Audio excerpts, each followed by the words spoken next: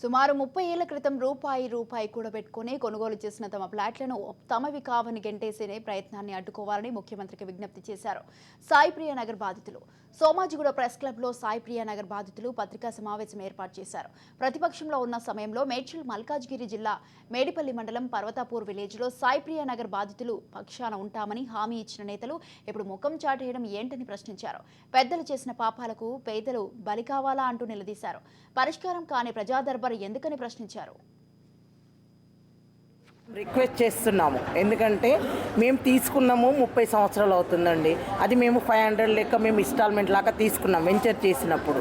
అది మాకు అప్పుడు నా ప్రభుత్వము ఇది గవర్నమెంట్ ల్యాండ్ అంటున్నారు. ఇప్పుడున్న ఈ ప్రభుత్వము వచ్చి మీరు 2 నెలలు కూడా కాలేదు వచ్చేసి మేము మా ఇండ్లను మా కూలగొట్టారు. ఎందుకంటే మా బాధ మీకు విన్నవించుకుందామంటే ఎక్కడికి మాకు అవకాశము మాకు దొరకనివ్వట్లేదు. మేము ఎక్కడికి వచ్చి విన్నవించుకోవాలో అర్థం కావట్లేదండి. రేవంత్ రెడ్డి అన్న గారు మీరు అప్పుడు కూడా మాకు సపోర్ట్ చేశారు. ప్లాట్లు కొనుక్కోవడం జరిగింది. 30 సంవత్సరాలు గడిచిన తర్వాత గత బీఆర్ఎస్ ప్రభుత్వం ఇది ప్రైవేటు భూమి కాదు ప్రభుత్వ భూమి అని చెప్పి లాక్కోవాలని చూస్తే మేము ఆ ప్రభుత్వం పైన అనేక తిరుగుబాట్లు చేసినటువంటి సందర్భంలో ఆ ప్రభుత్వం దిగివచ్చి 118 జీవోలు మా ప్లాట్లు పెట్టడం జరిగినది. కానీ కాంగ్రెస్ ప్రభుత్వం వచ్చిన 80 రోజుల్లోనే మా యొక్క 200 ఇళ్లను కూల్చడం జరిగింది. ఇది స్థానిక కాంగ్రెస్ నాయకుల